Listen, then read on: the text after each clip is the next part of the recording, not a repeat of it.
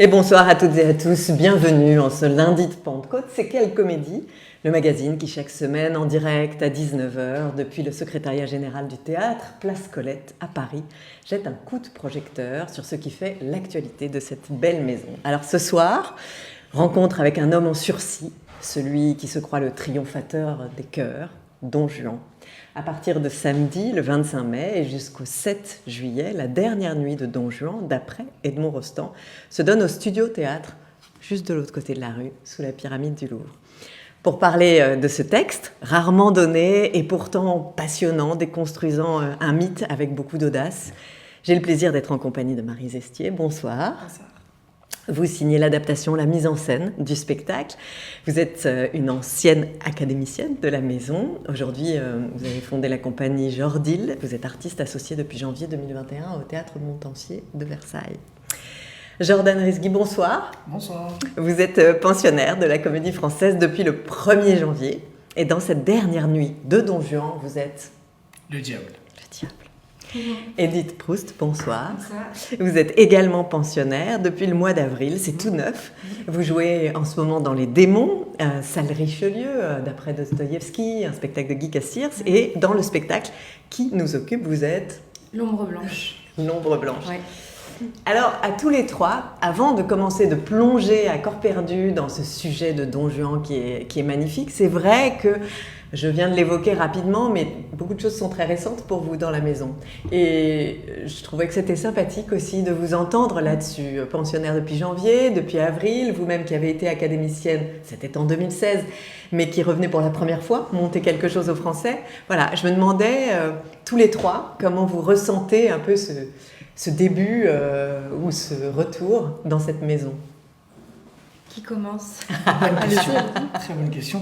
Ce début dans cette maison, moi j'ai commencé en mai dernier sur l'Opéra de Katsu, et donc j'ai eu énormément de chance de démarrer par ça parce que du coup j'avais la tête focalisée que sur un seul projet et qui partait immédiatement en tournée À Aix-en-Provence. à Aix-en-Provence, un festival complètement dingue.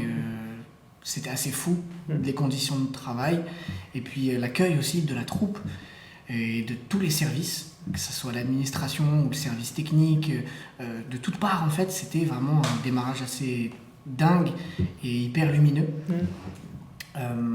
Et après, à la rentrée, commencer un peu la reprise de Katsu en Richelieu, démarrer les répétitions de Cyrano, tout ça a été assez fou.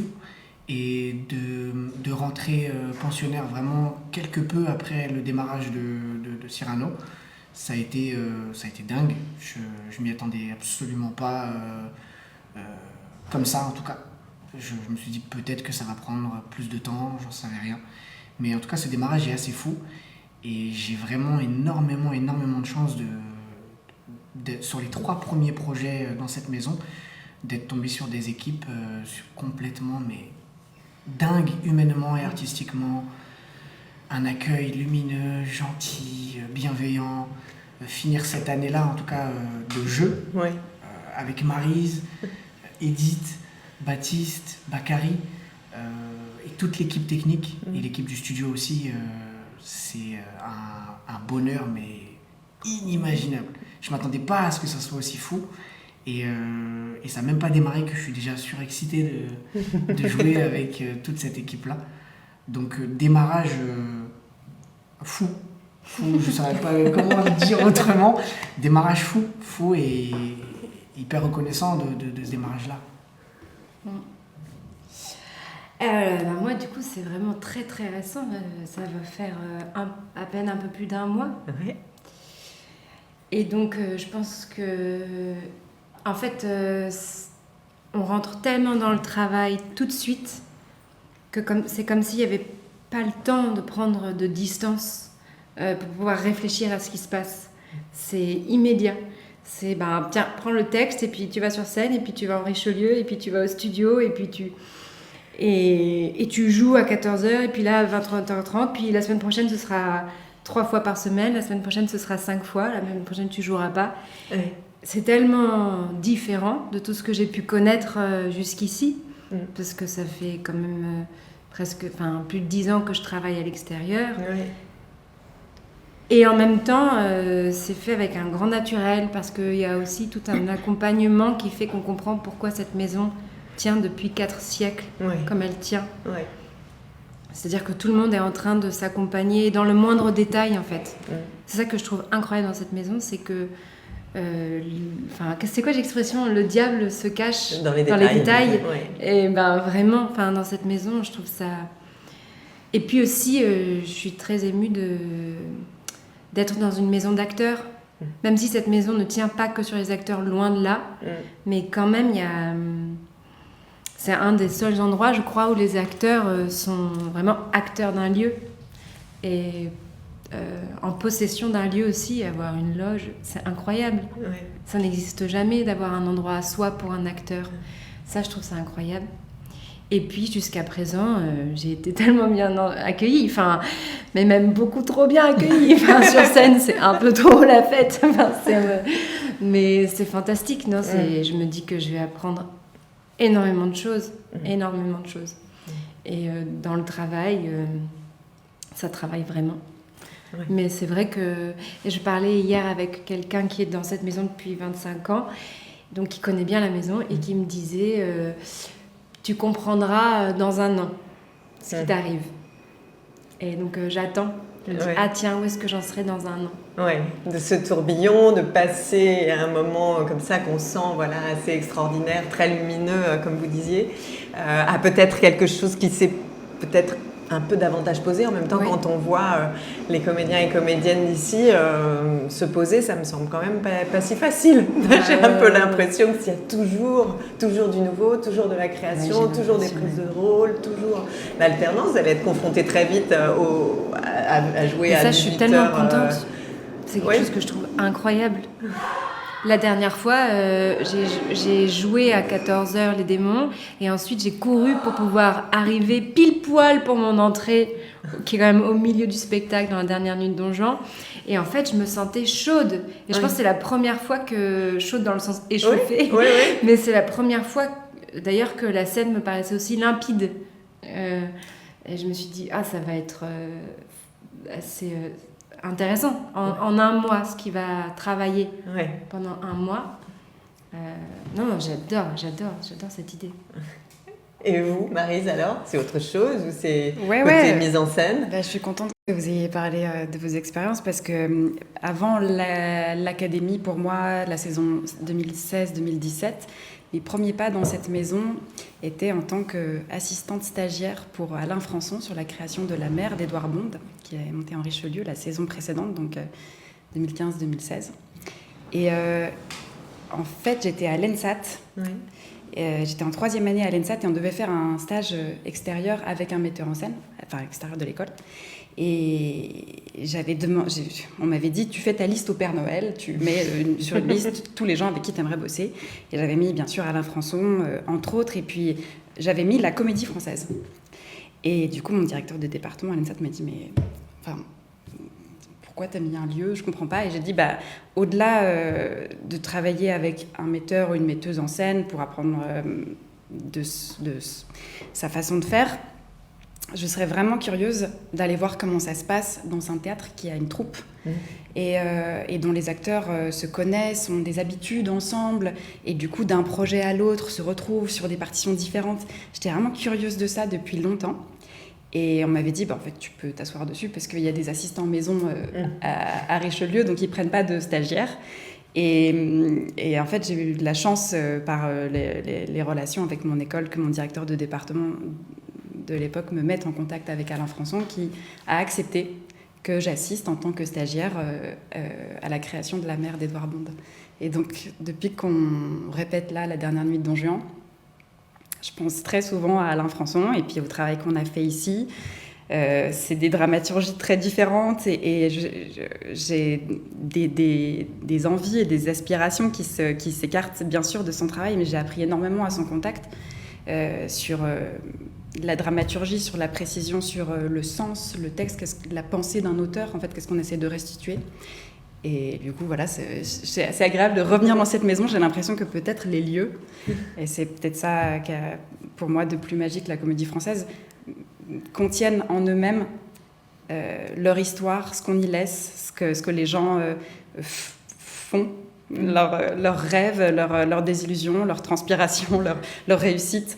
Et qu'en passant dans cette maison, on hérite un peu de ça aussi. On s'épaissit un peu de tout ça.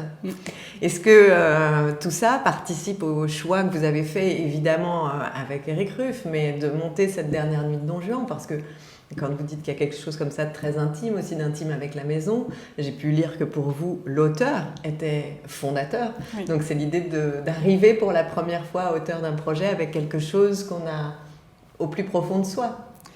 Alors c'est peut-être un peu une originalité, mais c'est moi qui ai proposé ce projet à Éric Ruff. Après avoir réussi à monter l'Aiglon, qui était un projet d'Edmond Rostand, aussi, donc cette autre pièce de Rostand, qui est une pièce fleuve qu'il a écrite après Cyrano, qui comporte plus de 50 personnages et encore plus de figurants. Une pièce en 6 actes, enfin vraiment c'est une pièce monumentale. Et pour moi c'était c'était fondateur, c'était un rêve, c'était quelque chose qui m'accompagnait. Et quand je parlais de théâtre avec qui que ce soit, de ce milieu ou pas d'ailleurs, je finissais toujours par parler de l'Aiglon. Vous avez été moteur 2021. Ouais. Et du coup, en fait, j'y revenais tout le temps. Donc, j'ai fait des tentatives. Et puis après, je me suis dit, bon, je vais à l'ENSAT, je vais monter les 2 premiers actes, je vais voir comment ça se passe.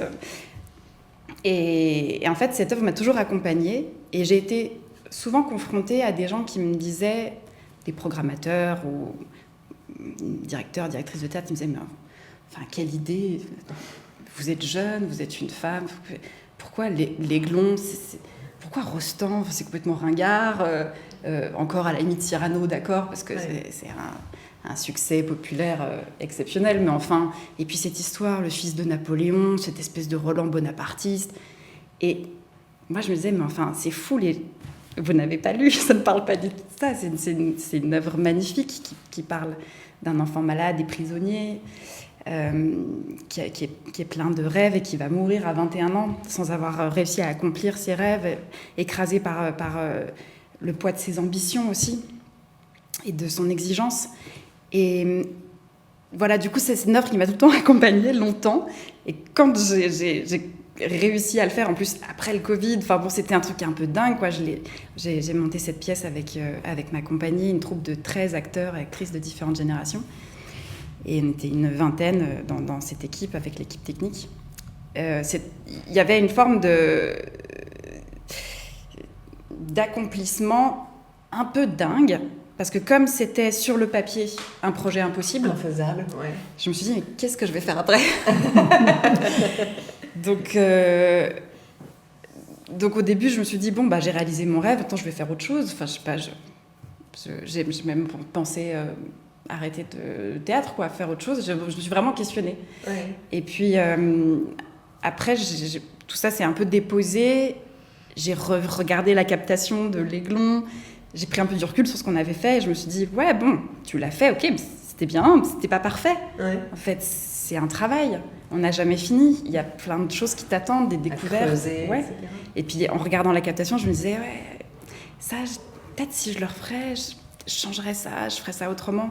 Et je me suis dit, il faut trouver d'autres œuvres qui vont venir nourrir et me permettre de poursuivre cette recherche artistique avec l'équipe de créateurs, sur d'autres dramaturgies. Du coup, j'ai travaillé un peu sur Schiller, parce que j'ai monté Marie Stuart. Et je me suis dit, il faut que... Je connais Éric Ruff pour avoir passé un peu de temps dans cette maison. Et je me suis dit, je vais pas attendre qu'il m'appelle. Je me suis dit, il y a une pièce de Rostand, comme Rostand a une place si importante dans mon parcours théâtral. Peut-être qu'il y a il y a cette pièce, La dernière nuit de Don Juan, qui est pour moi un petit bijou, un peu brut en plus, pas complètement façonnée, parce qu'elle n'a jamais été publiée du vivant de Rostand. Et je me suis dit, ça irait bien pour le studio, c'est pas très long.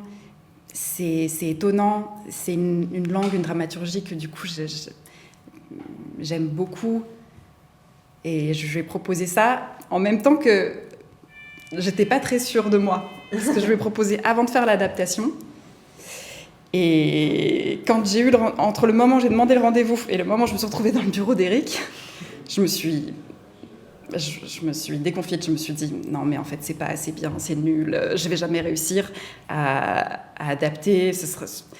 Et je lui ai parlé comme ça à Éric. Je lui ai dit en fait j'avais une idée, je pense qu'en fait c'est pas bien. Et pour ça vraiment Éric Ruff est formidable parce que il voit les choses, il l'entend, il écoute et il entend au-delà de ce qu'on dit.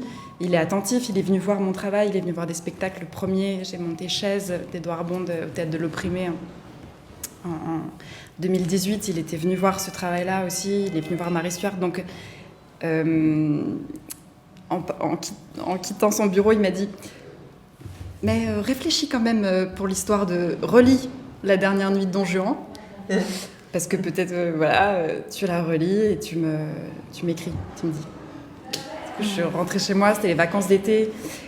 Je m'y suis remise, je suis redescendue de mon stress aussi parce que quand il y a des rendez-vous comme ça, on n'a pas envie de les rater. Et parfois, ça produit des choses qui peuvent nous faire, nous égarer.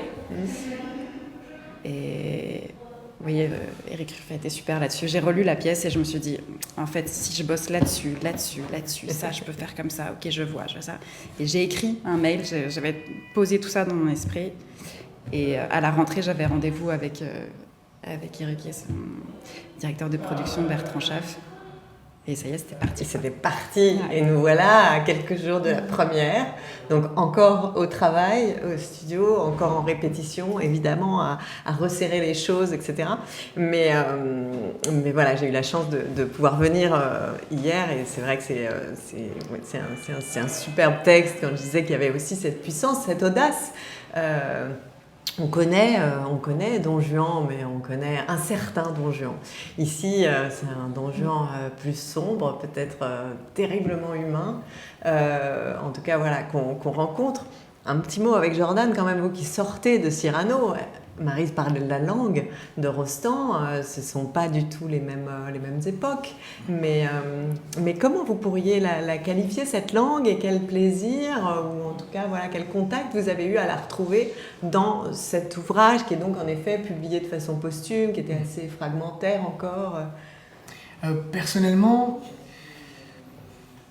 j'ai pas eu de problématique, si ce n'est que elle est beaucoup plus littéraire. Il y a énormément de références dans la pièce qui méritent vraiment de se poser à la table et de creuser ce qu'on a fait grâce à Maryse, de prendre un temps vraiment conséquent pour juste décrypter toutes les références dans La dernière nuit de Don Juan, qui méritent vraiment ce temps-là pour comprendre le sens, la dramaturgie, ce que chaque personnage essaye de dire de manière frontale, de manière plus sous-jacente, je ne sais pas si c'est le bon terme, mais en tout cas par en dessous.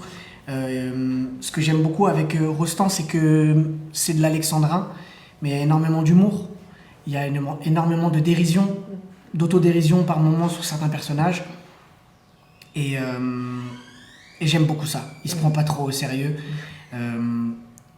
Il aborde certains sujets qui peuvent l'être, mais avec énormément d'humour.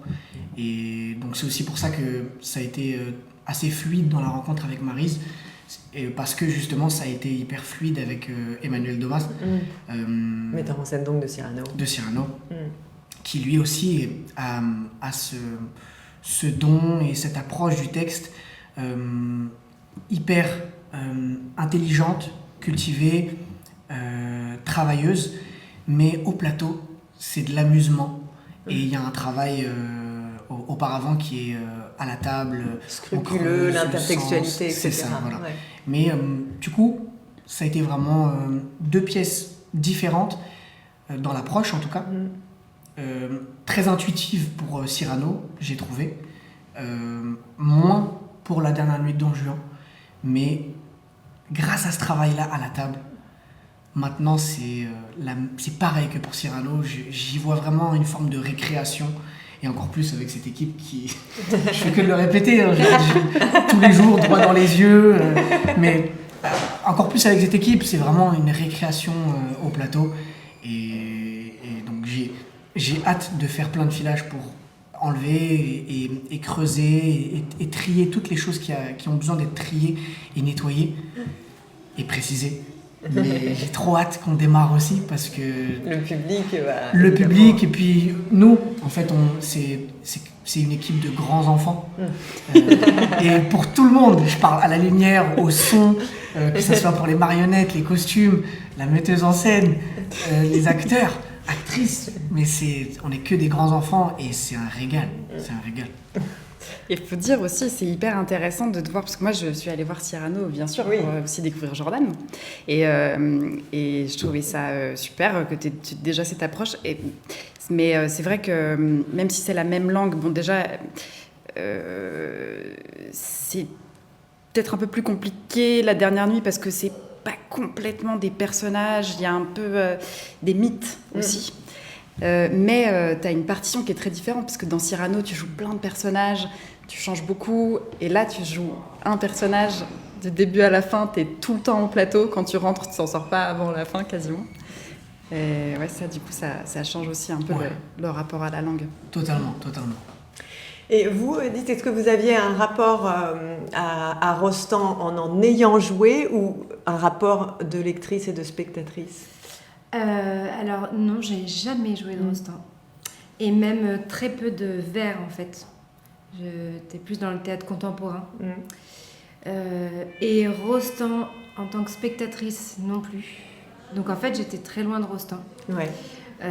J'avais lu Cyrano, j'avais vu le film avec Depardieu. Donc j'ai vraiment découvert... je me suis laissée guider par Maryse. Ouais. Et j'aime bien dire que quand on travaille avec Maryse, j'ai l'impression que c'est comme un peu la mer. C'est-à-dire qu'il y a les vagues et qu'il y a une patience assez forte chez Maryse d'accepter que le travail se fasse solidement mais petit à petit. Et je trouve que ça demande beaucoup de courage, parce qu'on peut, en tant que metteur en scène, être tenté, et aussi en tant qu'acteur, être tenté par construire très vite des choses, trouver des solutions, des béquilles. Et en fait, au bout d'un moment, ces béquilles deviennent un piège, parce qu'elles ne sont pas... Et finalement, elles ne sont pas très en lien avec le texte, finalement. Et je trouve que Maryse a ce courage-là de laisser le temps faire le travail. Alors que... Le temps est compté. Le temps est compté. Oui, bien sûr. Oui, ça c'est aussi sans doute la force d'avoir aussi une équipe qui vous entoure, où à la fois la musique, la lumière, vous avez la scénographie, des gens avec lesquels vous travaillez et vous connaissez, on y reviendra plus dans le détail. Peut-être plonger dans ce texte. Donc c'est un texte que vous avez dû adapter, texte écrit à partir de 1911 et puis ensuite abandonné et puis Rostand meurt en 18 et donc il n'y est jamais revenu. Un texte, vous le disiez, avec en plus quelques originalités, parce que c'est pas uniquement des personnages, il y a des choses peut-être plus subtiles, peut-être plus abstraites aussi. Ça a consisté en quoi ce travail d'adaptation ? Oui, en fait, Rostand s'était penché sur Faust. Il avait ce projet d'écrire La Dernière Nuit de Don Juan. Bon, aujourd'hui, il y a des gens qui ont fait des recherches et qui disent que tout est de Rostand dans ce qui a été publié. Que ça n'avait pas été publié de son vivant, mais que c'est bien une œuvre complètement écrite par lui. Bon, ça... pour moi, c'est un mystère, et puis finalement, peu importe. Mais donc, c'est l'histoire de Don Juan, parce que Rostand a écrit un poème dramatique en 2 parties et prologue. Moi, dans mon adaptation, déjà, j'ai coupé le prologue, mais donc je vous explique un peu ce qu'a écrit Rostand. Rostand imagine, le prologue, c'est Don Juan qui descend les marches vers l'enfer, accompagné par la statue du commandeur qui l'emmène aux enfers.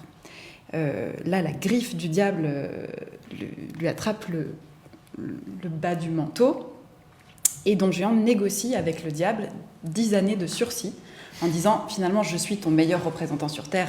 Laisse-moi encore 5 ans. Non, 10, c'est mieux. Je peux faire encore beaucoup de mal. » Et le diable lui accorde ces 10 années de sursis et Don Juan remonte. Ça, c'est le prologue. Ensuite, on retrouve Don Juan à Venise et Sganarelle qui vient lui dire « Les 10 ans sont passés, monsieur. Il va venir vous chercher aujourd'hui, le diable. » Et Don Juan est persuadé que le diable l'a oublié. Et que, voilà. Et le diable, évidemment, va revenir, ne l'a pas complètement oublié, mais va revenir de façon assez inattendue. Mais donc, vous me posiez la question sur l'adaptation. Oui, parce que Rostand l'a a priori pas écrite pour qu'elle soit montée, mais plutôt pour qu'elle soit lue. Et donc, il y a tout un tas de choses qui seraient un peu compliquées à représenter sur scène. Il fait revenir les fantômes des 1003 femmes que Don Juan a séduites. Et donc moi, j'avais envie vraiment de me pencher sur une version scénique. Et puis, j'avais déjà adapté l'Aiglon auparavant. Je me sentais assez à l'aise pour prendre un petit peu plus de liberté dans la dernière nuit de Don Juan. En me disant, ok, là je taille un peu comme ça, là un peu comme ça. J'ai un peu élagué certaines choses pour mettre plus d'autres en évidence. J'ai réécrit quelques vers ou quelques bouts de vers pour faire des soudures. Donc j'ai travaillé un peu ce texte comme une broderie, une dentelle qu'on reprend et qu'on modifie aussi avec mon impression de cette œuvre. Comment j'avais envie d'y mettre du relief. En essayant de rester le plus fidèle possible à Rostand, bien sûr, et puis voilà, d'en faire une version scénique pour 4 acteurs, actrices. Oui, c'est ça qui est aussi très agréable, je trouve, c'est quand les formes sont comme ça ramassées à la fois en termes de personnages et puis de temps uniquement de représentation. Il y a quelque chose de très dense et moi pour avoir vu, c'est un filage que j'ai pu voir, mais je trouvais que de temps en temps, évidemment, ça rend des choses extrêmement saillantes. Et moi, c'est une phrase de l'ombre blanche qui m'a clouée quand elle dit « Vous n'êtes que celui qu'on s'est le plus offert, qu'on se passe en riant ». J'ai trouvé que c'était... Non, mais c'est magnifique parce qu'en fait, il a cru posséder quelque chose et en fait, vous lui dites cette espèce de vérité crue, nue, juste par ces quelques pieds. J'ai trouvé ça... super beau, super fort, et ça nous fait revisiter en effet une forme de Don Juan. Ouais, même moi je trouve que ce qui fait du bien aussi, c'est, je pense que moi en tant que jeune femme, je me suis jamais permise de questionner le mythe de Don Juan en fait, finalement. Je réalise que je l'ai jamais questionné. Et que en fait, Rostand il pousse ce mythe dans ses retranchements. C'est comme s'il il est à la fois le diable, l'ombre blanche et aussi Don Juan. Enfin, c'est un débat philosophique en fait autour de la possession, la séduction. C'est l'examen de conscience. Exactement. D'ailleurs, oui, c'est un peu un espace mental. Et en fait, en tant que jeune femme, ce que je trouve incroyable, mais sûrement en tant que jeune homme peut-être aussi, mais c'est de me dire que les réponses qu'apporte l'ombre blanche, en fait, je les savais sans jamais les avoir conscientisées réellement. Enfin, c'est ça que je trouve assez incroyable avec les grands textes, c'est qu'on sait, mais ces textes nous disent tu savais, tu le sais ça en fait, et te permettent de dire oui, en fait c'est ça que je pense. Et je trouve que ça apporte cet endroit-là. Ouais. Oui, ça c'est vrai que c'est le truc des grands écrivains, c'est de dire des choses... Tu dis mais oui, bien sûr, évidemment. En fait, je le sentais. Alors celui qui le pousse dans ses retranchements, pardon, mais c'est le diable. Oui. Vous êtes vraiment dur, quoi. Vous l'acculez, mais vraiment, vous le poussez. En toute détente. En toute détente. Non, mais c'est vrai qu'il y a beaucoup de... C'est vrai ce que vous dites. Il y a quelque chose de très... Vous n'êtes pas dans l'urgence, en fait. Il n'y a pas d'urgence. Vous savez ce que vous savez. Et alors, l'arrivée se prépare. Et ça, c'est quand même aussi quelque chose d'intéressant. C'est que Maryse dit, vous avez un personnage du début jusqu'à la fin. Oui, bien sûr, mais c'est un personnage qui arrive masqué. Oui, c'était ça aussi le défi, c'était d'arriver à ramener le diable à un endroit où on ne l'attend pas. Et c'est souvent ce qui se passe en général. Il arrive par derrière. Il arrive par derrière, on regarde à droite, il est à gauche. C'est souvent dans l'angle mort qu'il apparaît. Mais ça a été un vrai défi de ce démarrage-là, ce montreur de marionnettes. Et pour cause, parce que pour avoir touché légèrement à la marionnette, mais pas le guignol, ça a été un vrai défi d'aborder ça, la marionnette au plateau. Et la dextérité. Oui, la dextérité, de se renseigner, de creuser, de voir les endroits où ça fonctionne, où ça ne fonctionne pas. Et voir aussi les endroits où je vais pouvoir incruster ce vice du diable, faire croire à Don Juan qu'il a le dessus, qu'il est en maîtrise, qu'il est dans une zone de confort, et l'envelopper progressivement dans ma griffe et l'emmener vers l'enfer. Don Juan, c'est Baptiste Chaboty. Exactement, ouais, Baptiste. Donc c'était un petit jeu aussi qu'on a eu ensemble de trouver dans notre jeu commun, dans nos répliques, les endroits où lui, il allait être dans un confort, dans une maîtrise, et les endroits où ça va basculer. Et ça se joue dans les corps, comme ça se joue dans les corps de vos marionnettes. Oui. Ben, globalement, je dirais que c'est une équipe très corporelle dans le jeu. En tout cas, moi, c'est ce que je ressens au plateau. Et c'est hyper agréable de sentir ça et de se dire, c'est un plus petit plateau que Richelieu. Moi, j'ai démarré avec 2 Richelieu, ce qui est dingue. Et d'arriver au studio et de sentir que dans ce plateau un peu plus réduit, ça bouge très très bien entre nous 3 et nous 4 quand Bakary nous rejoint. C'est hyper agréable.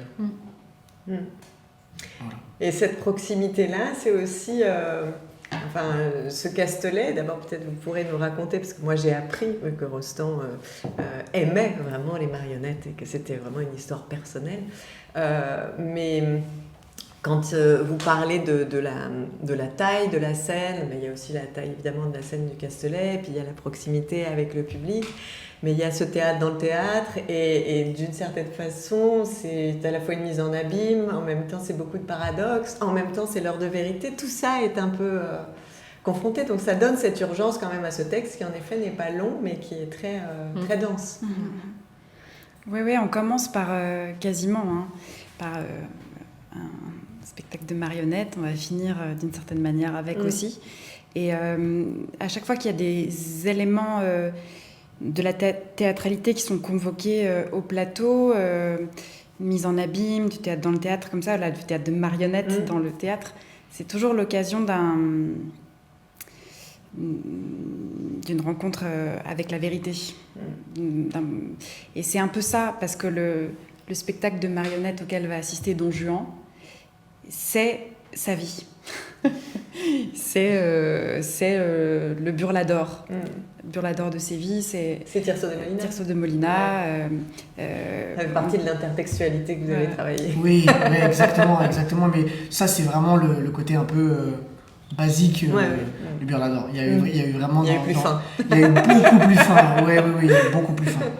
Ouais. Et c'est vrai que Rostand fait appel à... C'est pour ça qu'on dit que c'est une pièce qui est un peu plus difficile peut-être à jouer que l'Aiglon ou que Cyrano dans l'œuvre de Rostand, parce que ces personnages sont un peu plus que des personnages à un moment donné dans une situation. Un moment et un lieu. C'est aussi des mythes chacun qui transportent. Et donc Don Juan a la conscience qu'il a été le Don Juan de Tirso de Molina, celui de Molière, celui de Byron, celui de tous les Don Juan. Et le diable dit il a même conscience de ce qu'on écrit sur lui. Oui, c'est vrai. Je crois que tu lis trop ce qu'on écrit sur toi. Donc c'est vraiment un processus de démythification qui a lieu, un examen de conscience, vous le disiez, pour Don Juan, mais pour nous aussi, comme tu le disais, en fait, d'être à un endroit de réception de cette œuvre, de cette pensée, de ce spectacle, qui nous permettent de déconstruire le mythe, se dire ah tiens, en fait c'était peut-être pas ce que je croyais, le donjuanisme. Et d'ailleurs on n'a pas tant la réponse, je trouve, en fait. Ça laisse parce que c'est vrai, même en fait l'ombre blanche, Rostand il permet de questionner tous les mythes du Molière, parce que quand moi de Don Juan, moi j'ai relu donc le Molière, et c'est vrai qu'il y a des scènes où on aimerait trouver une réponse à qui est Don Juan. Est-ce que c'est quelqu'un d'incroyable ou l'inverse? Et en fait, il a beau creuser, il n'y a pas de réponse. Quand même. On ne peut pas juste rayer Don Juan. Il dépasse quand même, mine de rien. Même la fin, même si la fin est ambiguë. Il y a en effet beaucoup de dualité. Et moi, ce que j'ai trouvé intéressant aussi dans ce que j'ai vu, c'est que c'est ce qui engage le spectateur. Démêler le vrai, le faux, le fantasme, le désir, l'examen personnel, la sincérité ou pas. Je trouve que finalement le spectateur en effet est un peu incité à prendre position, en tout cas à se poser des questions. Ouais, moi c'est là que le théâtre m'intéresse. Bien sûr, j'adore raconter des histoires, faire rêver, mais il faut que ça produise quelque chose. Et quand, pour moi, en tant que spectatrice, je sors d'un spectacle et qu'il y a quelque chose qui s'est passé, que ça me chamboule, c'est parce que je me suis questionnée, parce que je me suis dit, ah tiens, qu'il y a quelque chose qui m'a un peu déplacée, qui m'a un peu fait sortir de moi-même, ou qui m'a permis d'observer une situation sous un angle que je n'avais pas avant. Voilà, avec tout ça en laissant en fait cette liberté-là au spectateur, d'être touché, ému, interrogé aux endroits où il peut, où il veut. Quand on parlait de l'équipe réunie tout à l'heure, je pense que c'est quand même, on peut donner leur nom, n'est-ce pas? John et Lucien. John Cassed à la création musicale, Lucien Vallée à la lumière et la scénographie, Anaëlle Missement pour les costumes et Adèle Collet qui a fait les marionnettes et les accessoires. Et tout ce monde, donc, se retrouve sur scène. On va pas tout dévoiler, mais il y a quelque chose de très pictural qui poursuit cette idée de vrai et de faux. Ça se passe à Venise, on n'est pas à Séville, on est à Venise. On est à Venise. Vous le disiez d'ailleurs au début. Et vous avez pris le parti, en effet, de ce décor unique et qui, en même temps, peut-être aussi, c'est pour ça que c'était important de les citer, grâce à un habillage sonore, se métamorphose. Ouais, sonore et lumineux aussi, qui permettent de changer la perception qu'on a de cet espace. Alors, on est à Venise, mais on ne sait pas quand. C'est jamais dit dans la pièce, si ce n'est 10 ans après. Mais ça veut dire quoi, 10 ans après, pour un mythe? Ça peut être même dans 10 ans, peut-être que c'est 2000... je sais pas, 34. Et donc, on a voulu semer un peu le trouble, certains indices sur, et de ne pas trancher sur la temporalité à laquelle se passe cette histoire. Ça pourrait très bien se passer. Enfin, voilà. Et en fait, pour moi, dans les deux parties que j'ai gardées, je vois vraiment une bascule dans un mode de représentation qui change. Je trouve que même dans l'écriture, c'est un peu différent. Pour moi, la première partie de la pièce, quand je la lis, je me sens assez spectatrice extérieure. J'ai l'impression d'avoir un regard plutôt clinique sur ce que je lis, sur les personnages que je découvre. Je les observe, je conscientise des choses.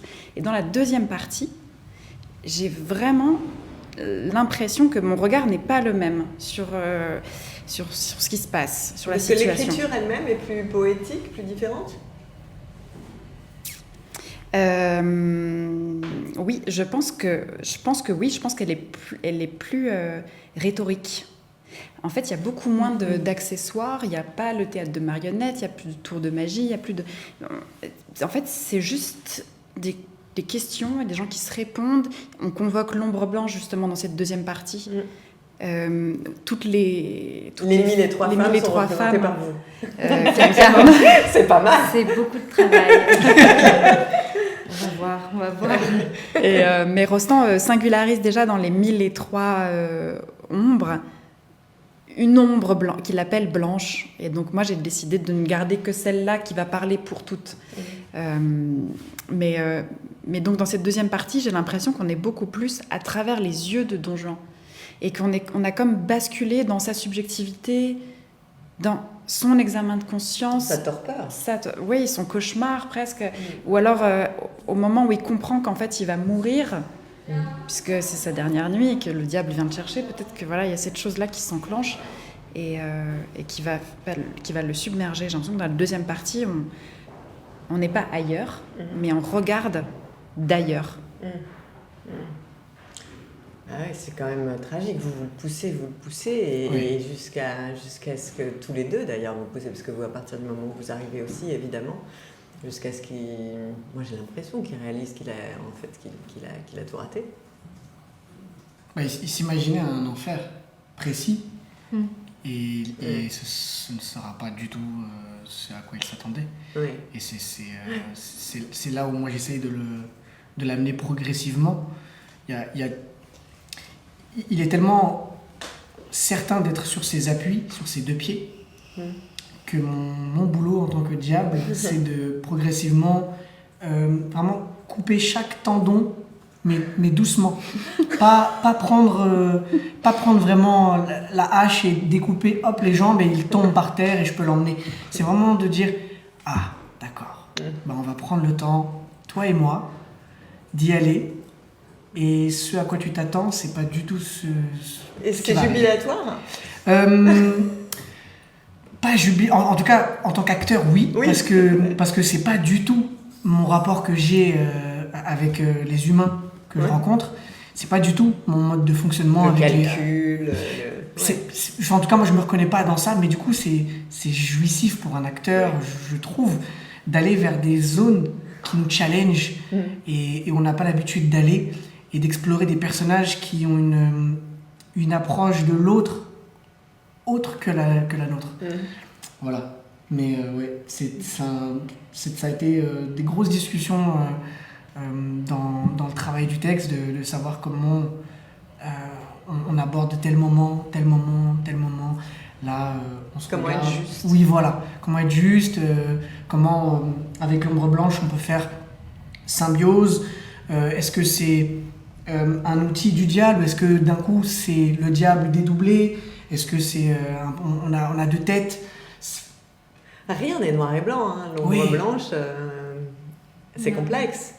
Parce qu'elle-même demande du sursis aussi. Oui. C'est là où c'est très complexe parce qu'on ne sait pas où est-ce qu'elle se positionne.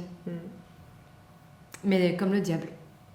Et la fin, moi je la trouve personnellement très ambiguë parce que Don Juan n'abandonne jamais. Il ne se rend jamais, en fait. Oui, là où le diable pensait l'avoir vaincu, en fait, quelque part, il tient Don Juan. Même dans le tout petit, même dans le nul. Il est vainqueur dans le nul. Ça peut être révoltant, ça, quand même. J'ai l'impression que c'est très rostandien. C'est un peu comme quand Cyrano dit je me bats. À la fin, il est en train de mourir, et il a des visions, et c'est un peu nul. Et puis Cyrano, comme l'Aiglon, comme Chanteclair, c'est des personnages qui échouent. Ils sont pas vainqueurs victorieux, mais pourtant ils sont sublimes. Pourquoi? Parce qu'ils se battent, en fait, parce qu'ils essayent. Parce qu'ils se rendent jamais? Parce que ils n'abandonnent jamais la hauteur de leurs exigences, malgré... L'idéal. L'idéal. Malgré la profondeur de leurs désillusions. Et donc, voilà, peut-être que dans la dernière nuit de Don Juan, moi je me dis ça un peu sur la fin, je me dis que Rostand, il a été immensément célèbre de son vivant. Il a eu une reconnaissance mondiale. Et pourtant, il continue, même après Cyrano, à écrire sur des personnages qui échouent. C'est quelqu'un qui a beaucoup douté de lui-même et qui a subi aussi jusqu'à la fin la critique, hein, des gens qui n'étaient pas du tout tendres avec lui. Et d'ailleurs, voilà, encore aujourd'hui, puisqu'on m'a dit que c'était ringard Rostand et que ça l'avait toujours été. Donc il y a quand même beaucoup de gens qui pensent ça, qui le disent. Et qu'il le disait à Rostand, qui disait que ses vers valaient rien du tout parce qu'ils sont chevillés. Et c'est vrai, Rostand a écrit en alexandrin presque 100 ans après Victor Hugo.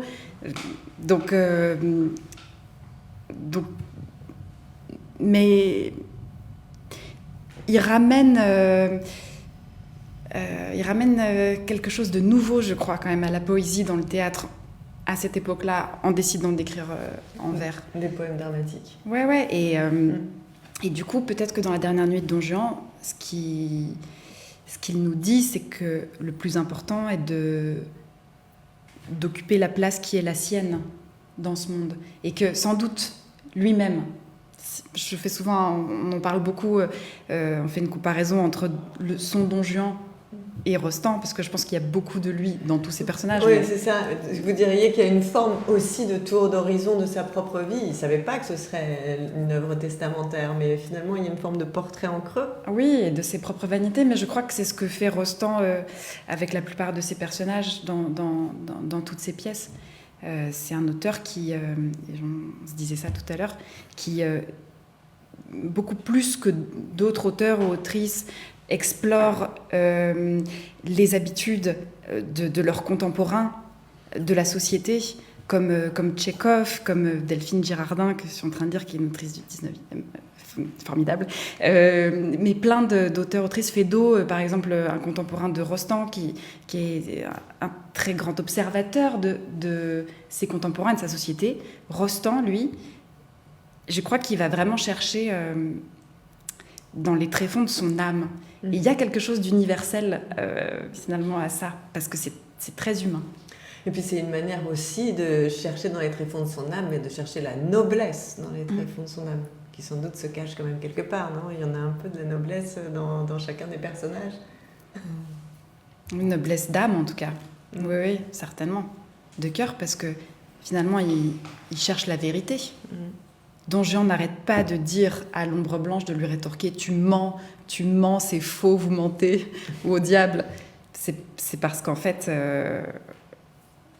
il cherche pas à avoir raison, il cherche la vérité. Et c'est pour ça que il est en lutte qui dit ça. Ouais. La terre s'effrite quand même très, très, très, très clairement sous ses pieds en cherchant cette vérité. On les a dit, mais on redit donc Baptiste Chaboty et Bakary Sangaré, qui sont les deux autres acteurs au plateau. Ça commence le 25 mai. Ça finit le 7 juillet, voilà, une grande traversée. Vous allez connaître donc le plaisir d'aller du studio jusqu'à Richelieu, et puis vous, d'aller toujours vers l'été dans la lumière. Oui, vraiment. Merci beaucoup à tous les trois d'être venus nous mettre en appétit pour cette dernière nuit. Et merci aussi évidemment à Zélie d'Allemagne et Andrea Vilchange pour la mise en onde, n'est-ce pas, de cette émission. On se retrouve lundi prochain, 19h, pour de nouvelles aventures.